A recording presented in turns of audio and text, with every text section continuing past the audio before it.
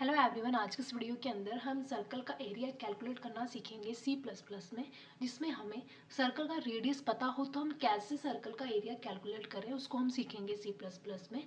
हम C++ में इसका एक प्रोग्राम राइट करेंगे।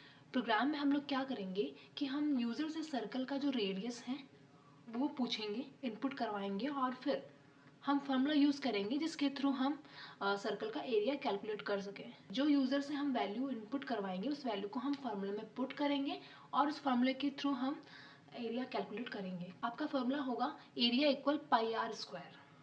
पाई यहाँ पे आपका एक ग्रीक कैरेक्टर है जो कि आप मैथ के अंदर यूज़ करते हैं। पाई आपको नॉर्मली पता ही होगा कि आप सर्कल के अंदर पाई का यूज़ करते हैं।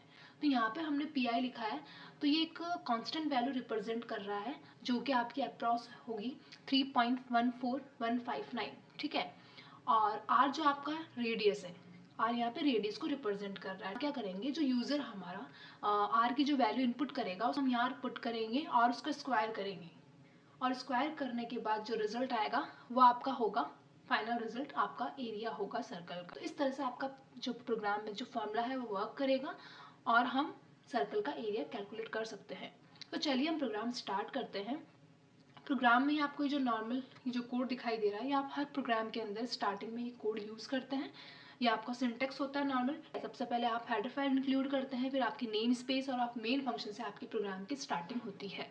ये आपको क्लियर होगा। यहाँ पे हमको जिन जिन वेरिएबल की रिक्वायरमेंट है उस वेरिएबल को हम डिक्लेयर करेंगे। तो फर्स्ट वेरिएबल हमारा होगा रेडियस, जिसमें हम यूजर से रेडियस पूछेंगे। तो उसके लिए हमको एक आर नाम का हम वेरिएबल बनाएंगे। तो हम यहाँ पे डबल डेटा टाइप का यूज़ करके और हम वेरिएबल को डिक्लेयर कर रहे हैं। फर्स्ट वेरिएबल आपका रेडियस के लिए हम आर ले लेते हैं और सेकंड आपका एरिया, जिसके अंदर आपका फाइनल रिजल्ट स्टोर होके आ जाएगा। इस तरह से हमने 2 वेरिएबल डिक्लेयर किए हैं। अब यहाँ पे हम यूजर के लिए मैसेज पास करेंगे, तो हम सी आउट करेंगे और यूजर को एक मैसेज देंगे एंटर द वैल्यू ऑफ, ताकि यूजर रेडियस की जो वैल्यू है वो इनपुट कर दे। और फिर हम यहाँ पे वापस सेंड करेंगे और जो वैल्यू यूजर ने रेडियस की इनपुट की है उसको हम आर वेरिएबल जो हमारा रेडियस के हमने लिया था उसके अंदर उसको स्टोर करवाएं। यहाँ पे हमने इसकी बॉडी को क्लोज नहीं किया है। इस तरह से हमने यूजर से इनपुट ले लिया है। अब यहाँ पे हम फार्मूला यूज करेंगे जो एरिया को कैलकुलेट करने के लिए हम यूज करते हैं। तो यहाँ पे सबसे पहले हम हमारा जो पाई की वैल्यू है उसको हम यहाँ पे इनिशलाइज कर सकते हैं, या फिर आप अगर इनिशलाइज नहीं करना चाहते हैं तो आपको एक और हेडर फाइल इंक्लूड करनी होती है जो कि होती है math.h, ठीक है।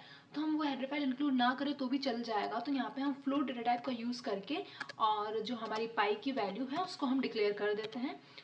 पाई की वैल्यू आप 3.14 लेते हैं हमेशा। तो यहाँ पे हमने इसकी वैल्यू डिक्लेयर कर दी है ताकि हमें वो हेडर फाइल इंक्लूड ना करना पड़े। आप हेडर फाइल भी इंक्लूड कर सकते हैं या फिर आप ऐसे आप प्रोग्राम के अंदर वैल्यू डिक्लेयर करना चाहते हैं तो भी कर सकते हैं, ठीक है।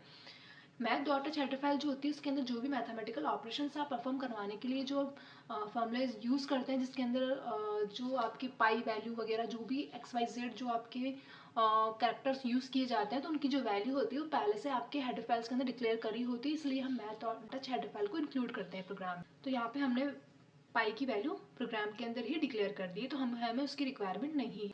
अब यहाँ पे हम फॉर्मूला यूज़ करेंगे जो आपका है पाई आर स्क्वायर। आई मल्टीप्लाई करेंगे हम आर जो हमारी रेडियस होगी, जो यूज़र हमारी रेडियस की वैल्यू जो है वो इनपुट करेगा उसको हम यहाँ पे पुट करेंगे और वापस अब फिर हम आर यानी कि आर का स्क्वायर करेंगे, क्योंकि पाई आर स्क्वायर फॉर्मूला होता है।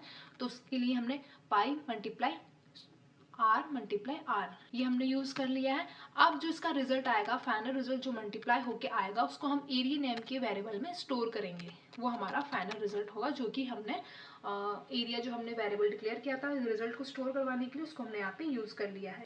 अब यहाँ पे हमने फॉर्मूला यूज़ कर लिया है। अब हम वापस सी आउट करेंगे और जो हमारा फाइनल रिजल्ट आएगा उसको हम आउटपुट स्क्रीन के ऊपर प्रिंट करवाने के लिए एक और बार सी आउट कर रहे हैं और हम यहाँ पे यूज़र के लिए मैसेज पास कर देते हैं ताकि यूज़र को क्लियर हो जाए कि आपका ये फाइनल रिजल्ट है। तो area of circle equal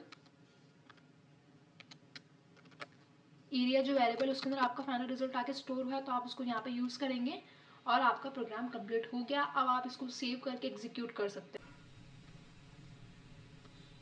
enter the value of radius, तो हम यहाँ पे रेडियस की वैल्यू इनपुट करेंगे, जैसे कि हमने यहाँ पे 10 वैल्यू इनपुट की है। तो आपका रिजल्ट आएगा, आपका जो सर्कल का जो एरिया है वो आएगा 314। ठीक है, तो इस तरह से आप सर्कल का एरिया कैलकुलेट कर सकते हैं।